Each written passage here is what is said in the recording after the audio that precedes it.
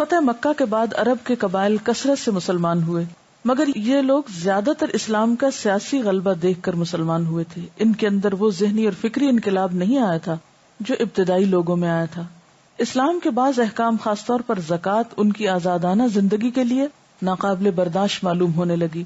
چنانچہ رسول اللہ صلی اللہ علیہ وسلم کی وفات سے چند ماہ پہلے یمن اور نجد کے علاقوں میں ان کے درمیان ایسے لیڈر ابھرے جو اسلام کا ایسا تصور پیش کرتے تھے جن میں زکوٰۃ کو منسوخ کر دیا گیا.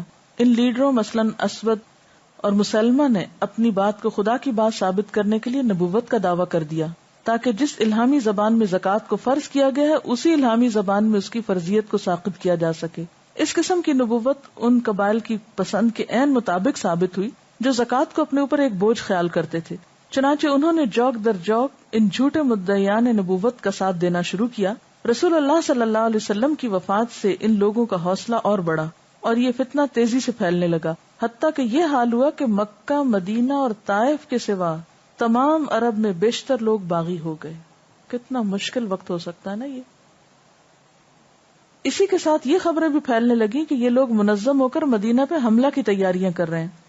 رسول اللہ صلی اللہ علیہ وسلم نے اپنے آخری زمانے میں جو کام کیے تھے ان میں سے ایک یہ تھا کہ آپ نے اسامہ بن زید کی قیادت میں ایک لشکر تیار کیا اور اس کو حکم دیا کہ وہ رومیوں کے مقابلے کے لیے شام کی طرف جائے، جہاں اس سے پہلے موتا کے مقام پر رومیوں نے اسامہ کے والد حضرت زید کو شہید کیا تھا. یہ آپ نے پڑھ لیا ہوگا واقعہ سیرت صحابہ میں.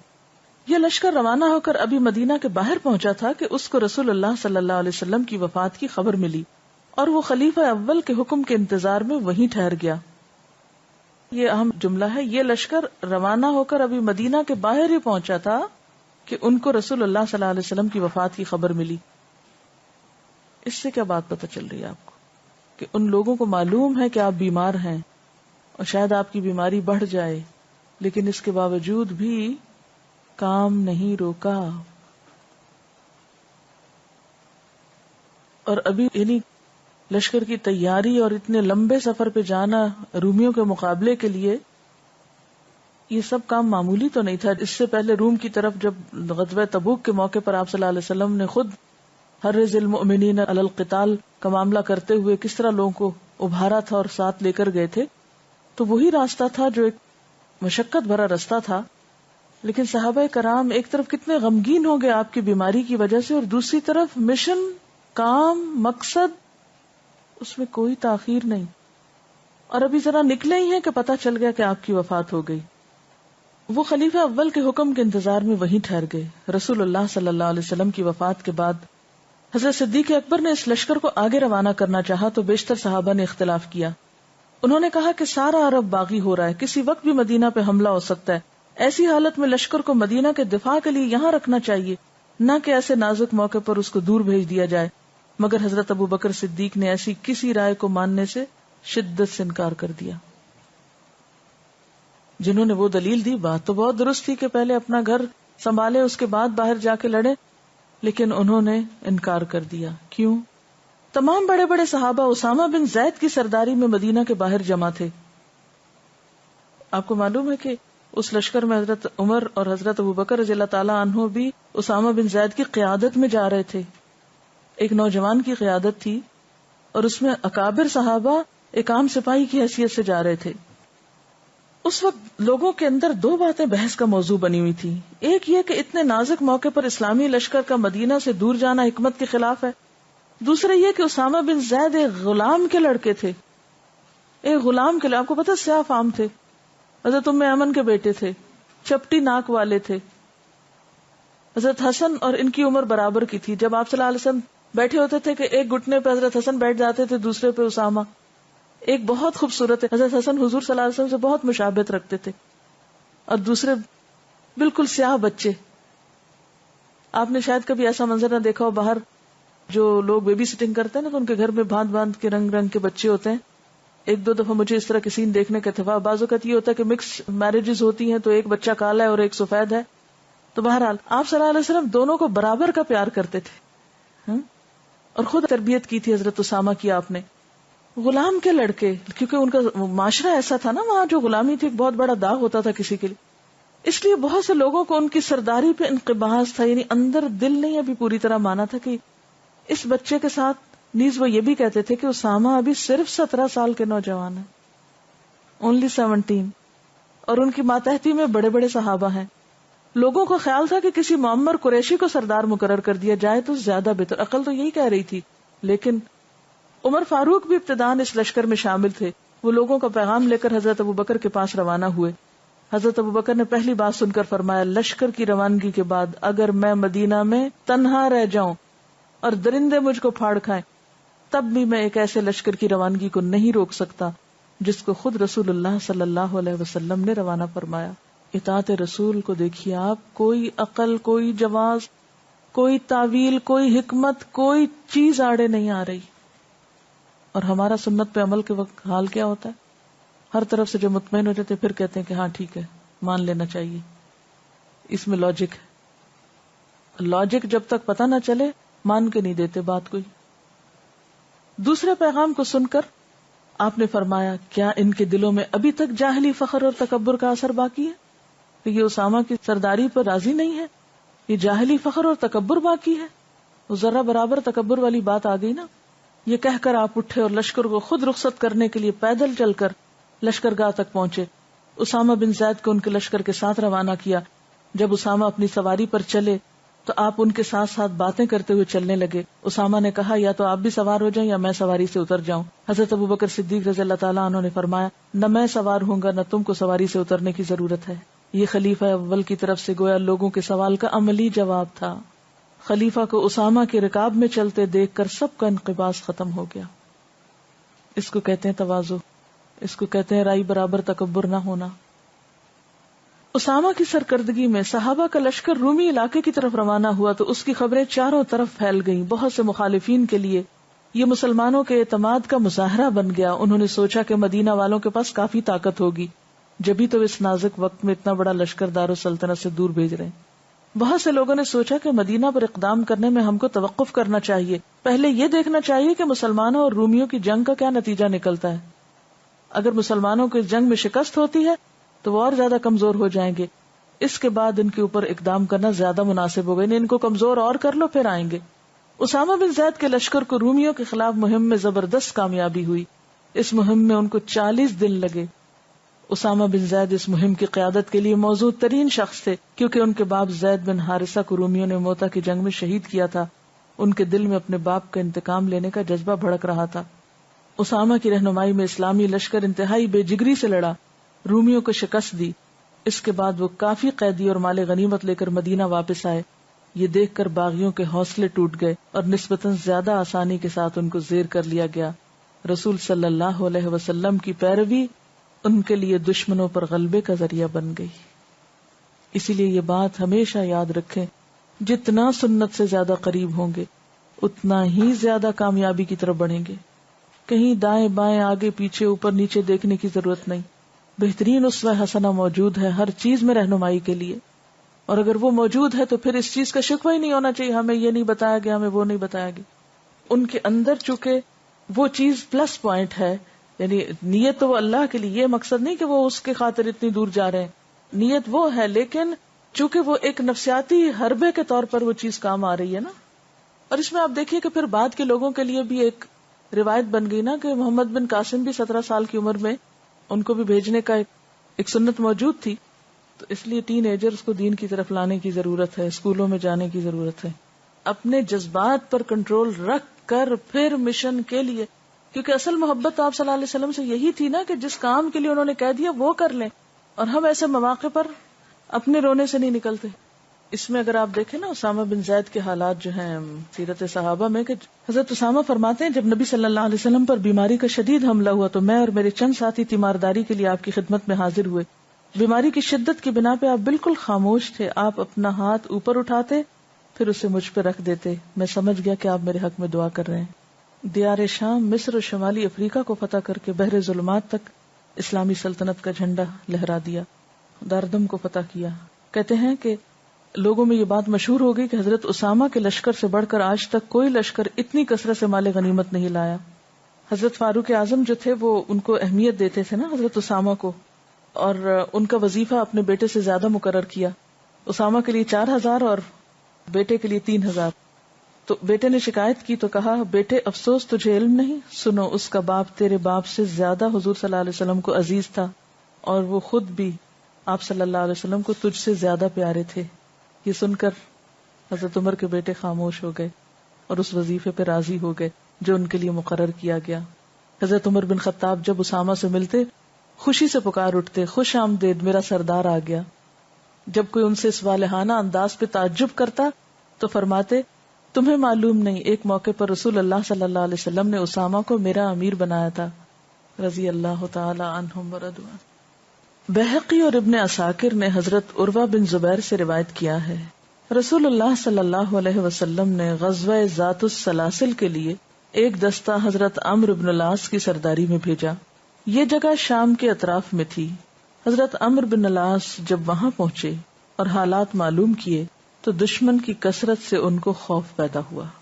انہوں نے رسول اللہ صلی اللہ علیہ وسلم کے پاس پیغام بھیج کر مزید مدد طلب کی.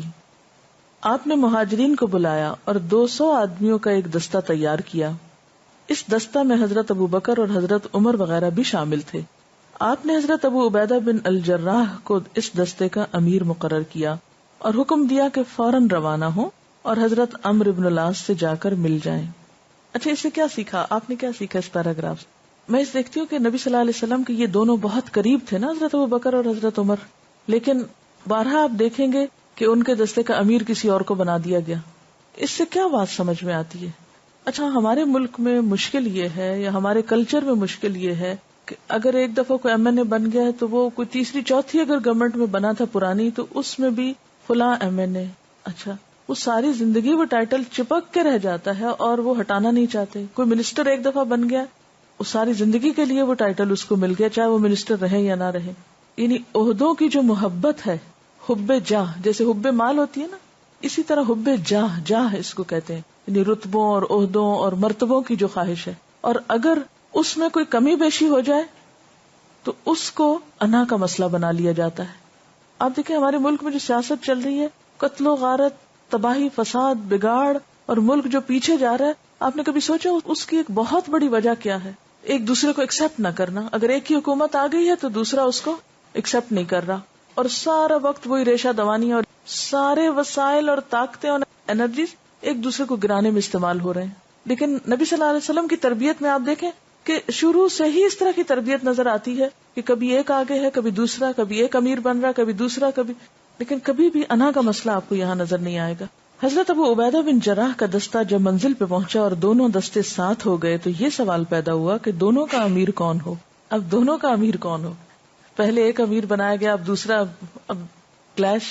حضرت عمرو بن العاص نے کہا میں تم سب کا امیر ہوں, میں نے رسول اللہ صلی اللہ علیہ وسلم کو اپنی مدد کے لیے لکھا تھا, تم لوگ اس کے مطابق میری مدد کے لیے بھیجے گئے ہو. حضرت ابو عبیدہ کے ساتھ جو مہاجرین آئے تھے انہوں نے اس کو نہیں مانا.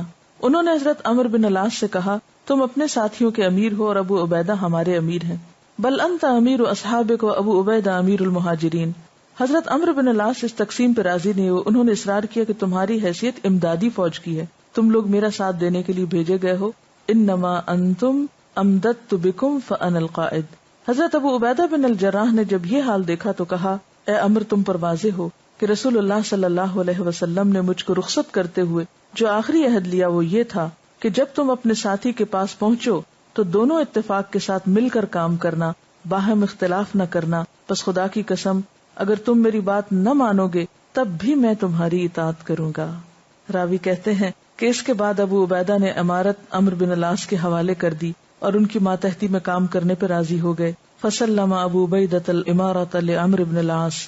اگر دونوں اپنا اپنا اصرار جاری رکھتے تو مسئلہ ختم نہ ہوتا, اور جو طاقت دشمن سے مقابلے کے لیے بھیجی گئی تھی وہ آپس میں لڑ کر فنا ہو جاتی. ایسے اختلافی مواقع پر ایک شخص کا جھکنا پوری جماعت کو طاقتور بنا دیتا ہے, اور ایک شخص کے نہ جھکنے سے پوری جماعت کمزور ہو جاتی ہے.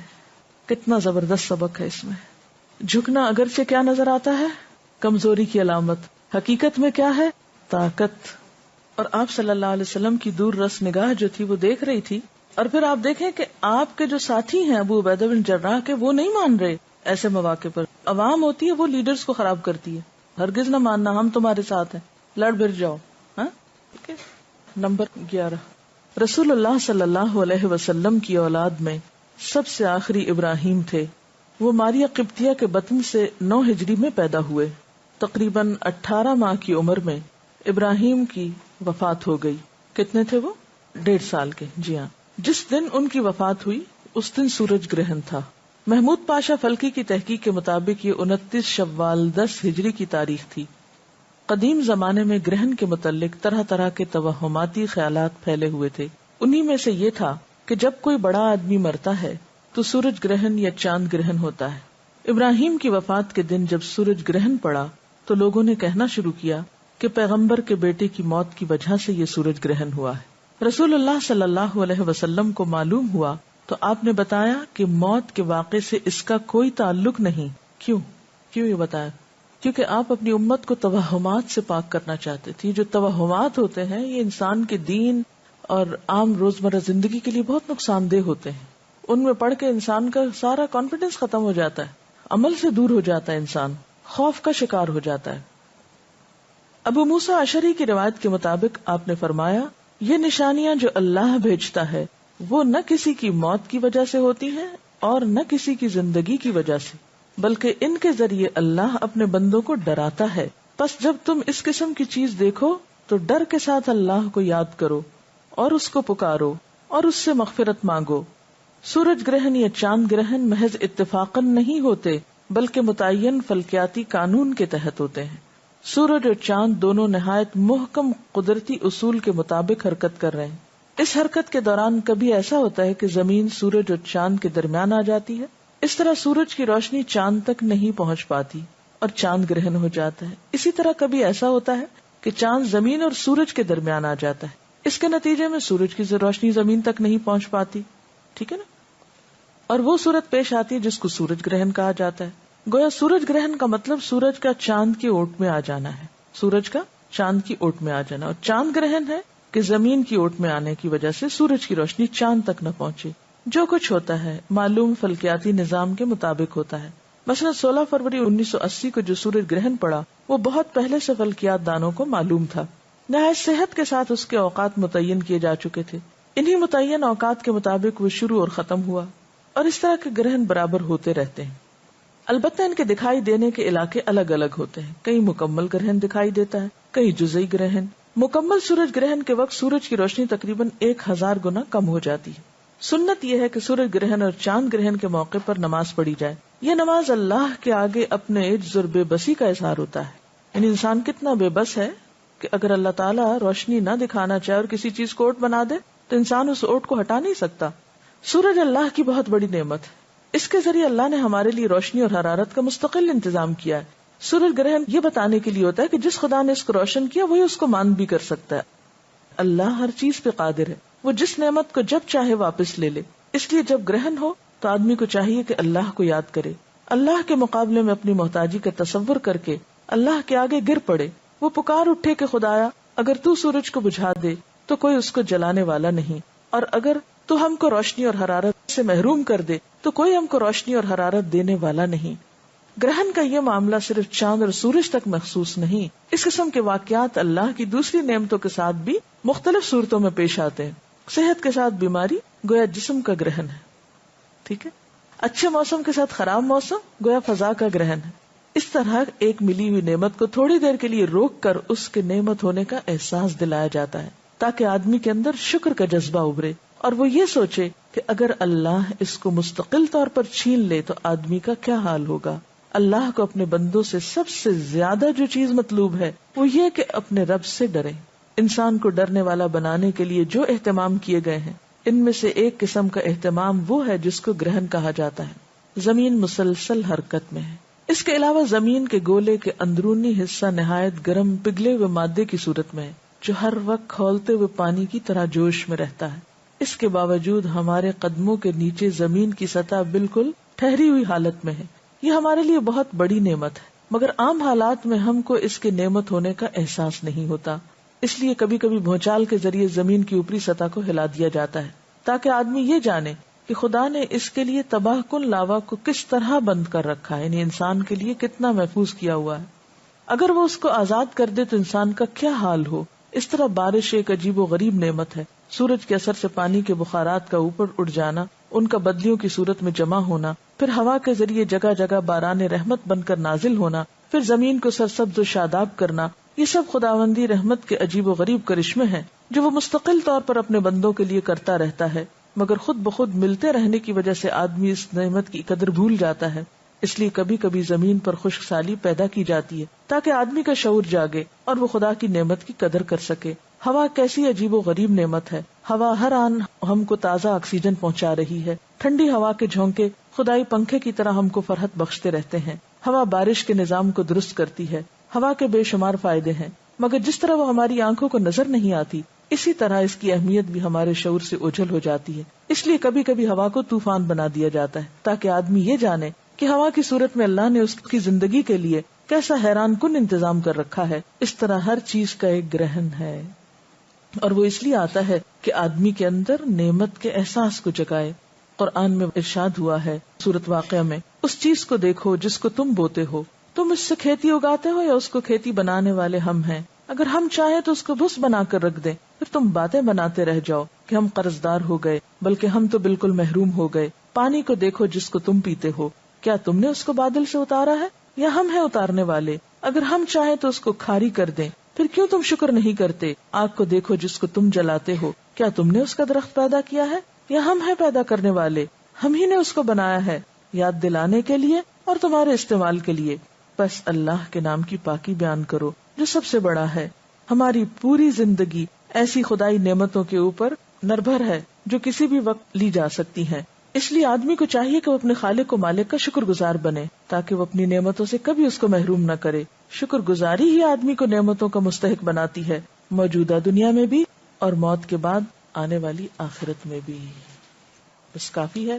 سبحانک اللہم و بحمدک، نشہد ان لا الہ الا انت، نستغفرک و نتوب الیک.